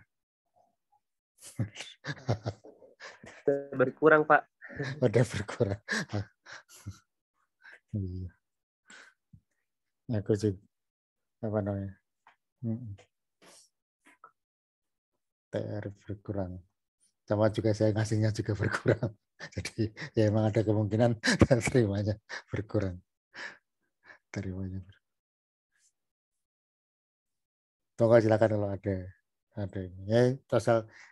Oh, satu lagi sebenarnya bahannya ada yang ngomong di chapter setelah ini, di chapter berikutnya setelah bahasan asuransi sosial, social security yang terkait dengan pensiun tadi, itu ada medik kesehatan dan satunya untuk yang pengangguran, apa namanya, unemployment insurance, gitu. Unemployment insurance, disability, unemployment insurance itu untuk yang tadinya nganggur gitu kan. Tadinya nganggur, kemudian disruption, misalnya atau pandemi. Kok tadinya kerja, terus kemudian disruption atau pandemi, dia tidak mulai pekerjaan, tidak mulai. Kalau dia ikut unemployment insurance atau pemerintah ada unemployment insurance yang saya agak lupa yang bayar siapa gitu ya, atau dari pegawai sendiri atau dan dengan perusahaan, itu dia selama mencari pekerjaan akan dapat uang tunggu lah istilahnya gitu.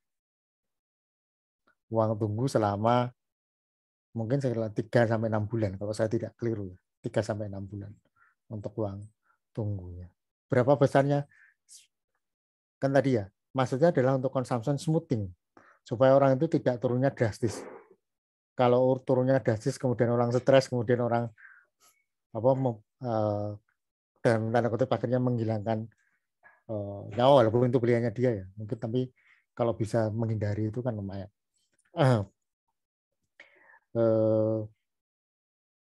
Berapa ya, mungkin tidak 100% dari gajinya, mungkin 90%, 70% atau selama 3 sampai 6 bulan. Rata-rata mungkin mencari pekerjaan 3 bulan. Adik saya itu awal lulus ya. Ketika fresh graduate itu nyari kerjaan sekitar 3 bulan lebih. Dia di PB, Institut Perbankan itu kan katanya begitu. Institut Perbankan, jadi dia jurusannya pangan, teknologi pangan. Teknologi pangan. Nggak mau kerja di mana, pokoknya nggak bank gitu. Tetapi pada saat 5 bulanan kalau nggak salah, dia tidak diterima itu, tidak diterima dikerja dimanapun. Tawaran yang datang pertama itu dari bank gitu. Nah, 5 bulan nggak dapat pekerjaan, tawaran pertama dari bank. Saya terima atau tidak? Saya terima atau tidak ya? Tapi enggak, kayaknya di saya waktu itu enggak, karena pas kebetulan, bukan pas kebetulan, apa namanya, qadarullahnya itu kecelakaan waktu itu. Kecelakaan, jentiknya patah, kelingking kakinya patah. Kena tabrakan footstep gitu ya, footstep motor itu kan nggak pakai sendal, pakai sepatu gitu, pakai sepatu, footstepnya tabrakan itu kelingkingnya patah sehingga harus lumayan tuh 2 bulan lebih kalau nggak salah. Terus berikutnya diterima di perusahaan food lah, perusahaan food lumayan. Perusahaan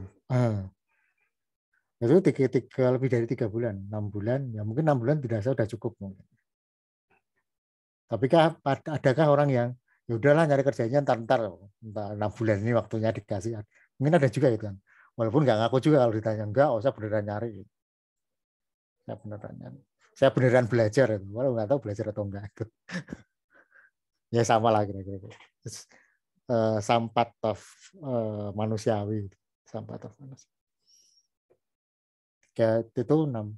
Kemudian tadi ya, ketika ada yang seharusnya bisa dapat pekerjaan dalam 1 bulan, ternyata nyarinya entar.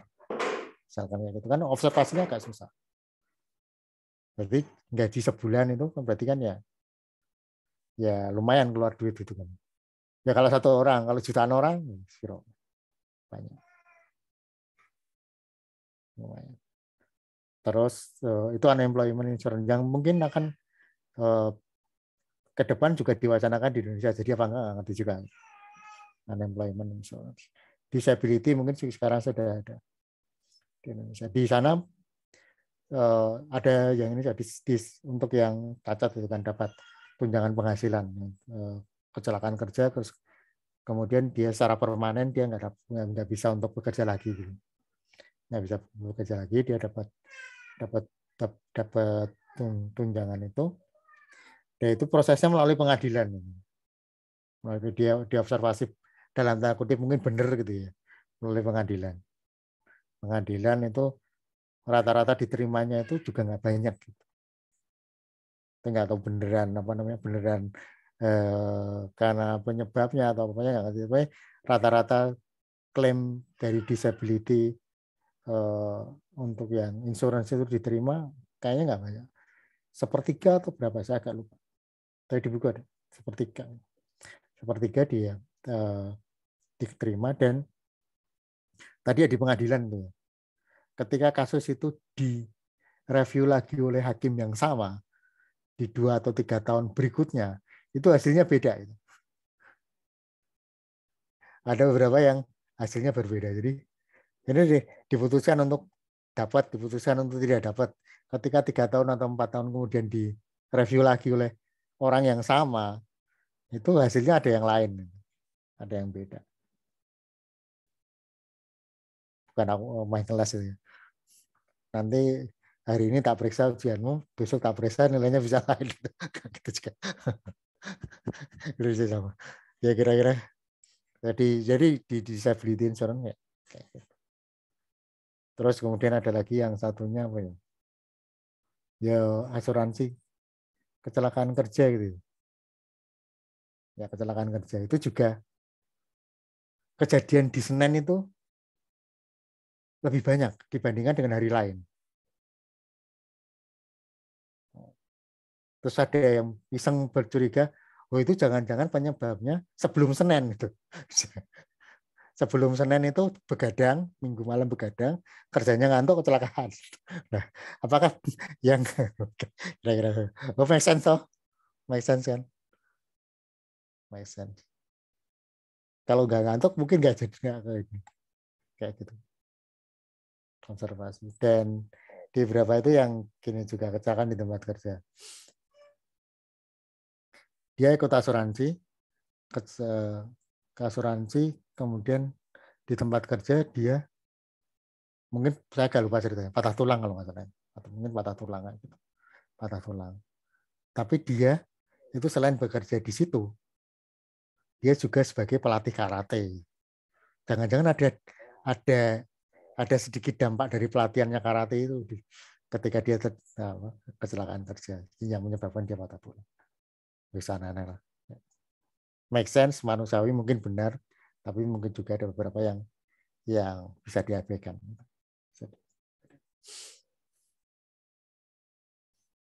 Monggo kalau ada pendapat ataupun misalnya keseringan cerita.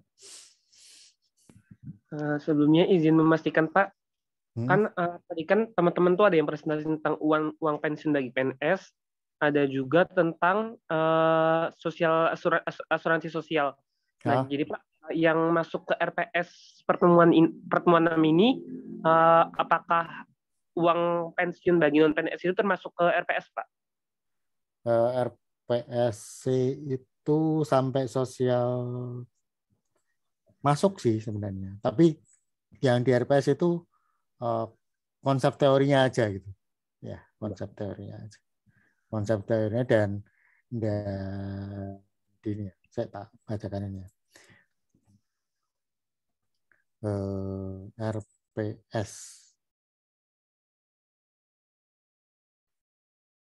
konsep teorinya aja karena yang prakteknya di Indonesia tidak dimasukkan di RPS-nya.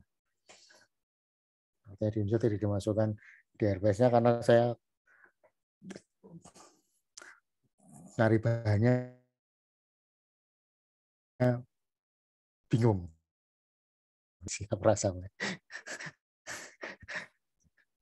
Terus untuk yang kedua Pak, kan minggu depan kan ada kuliah umum Pak ya. Andai kata kuliah umumnya itu hari Jumat, berarti hari Selasa kita tetap muka dengan enggak.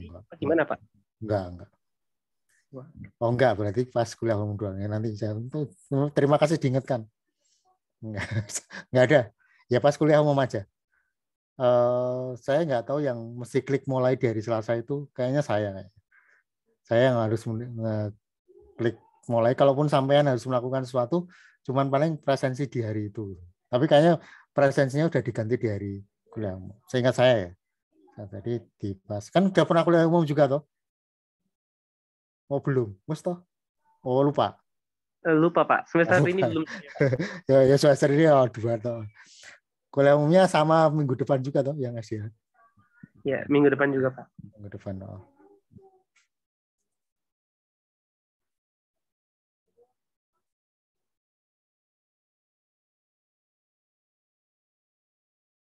Saya lali aku.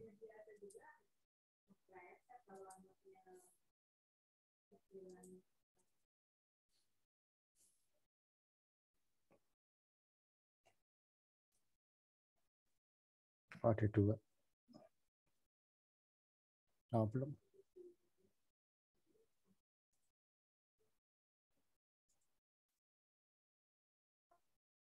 Apa isinya?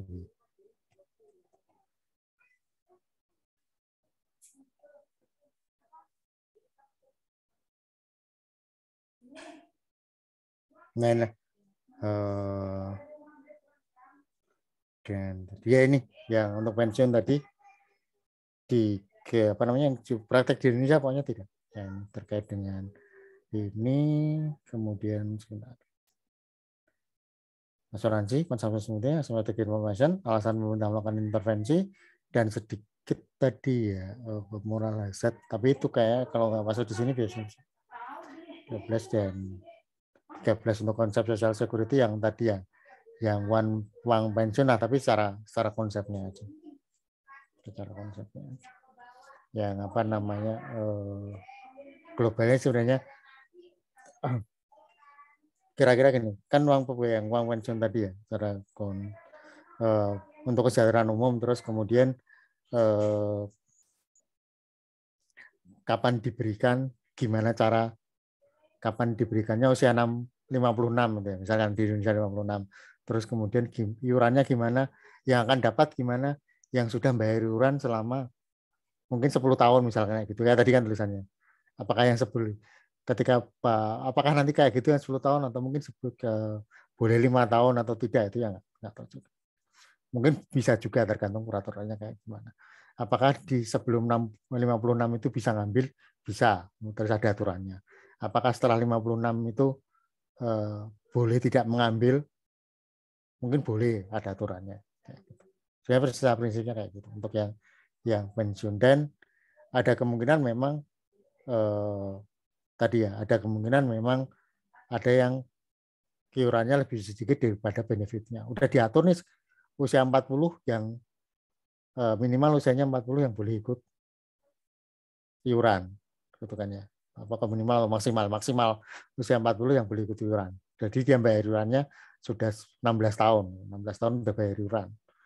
Ada 16 tahun bayar iuran, kemudian tapi iuran itu diberikan sampai kapan? Sampai misalnya sampai meninggal. Nah, kalau dia meninggalnya di usia berapa? 75 atau 80, berarti kan lebih dari dia bayar iurannya. Itu ada klaimnya mungkin akan lebih besar. Nah, itu ada yang disebut dengan, biasanya di awal-awal ada yang disebut dengan legacy debt. Memang ya hutang, mewariskan hutang lah kira-kira, legacy debt. Ada kayak gitu. Kira-kira semacam itu. Tapi yang prinsipnya yang praktek di Indonesia tidak dimasukkan. Oke, ada lagi 1247.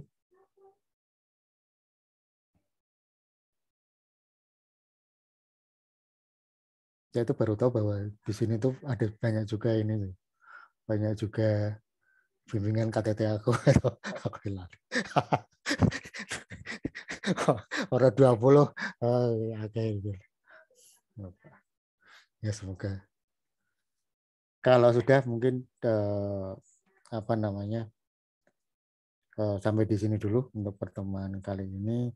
Sampai ketemu nanti di kuliah umum. Saya kemarin sih nulisnya ininya moderatornya mahasiswa, tapi nggak tahu nanti besok Mbak Reza dapat atau tidak. Biar teman saya nggak enak, mahasiswa aja lah. Biar mahasiswa moderatornya nanti gimana. Nanti mungkin akan dikontak. Biasanya ketua angkatan yang dikontak Mbak Reza. Kalau nggak ada moderatornya, saya belum nyari sih. Mungkin Pak Juniarto atau mungkin saya. Itu dulu untuk pertemuan kali ini. Sampai ketemu nanti di kuliah umum. Ujian ya dipersiapkan, kuisnya nanti setelah UTS saja. Besok kuliah umum kapan kuisnya? Kuisnya setelah UTS. Kuisnya setelah UTS. Ini udah presentasi, udah lumayan lah. Udah banyak yang dilakukan. Biasanya saya lebih sedikit soalnya. Itu saja. Selamat siang. Mohon maaf lahir batin lagi sekali lagi. Assalamualaikum warahmatullahi wabarakatuh. Waalaikumsalam warahmatullahi wabarakatuh. Terima kasih Pak. Terima kasih Pak. Aku N kan ya.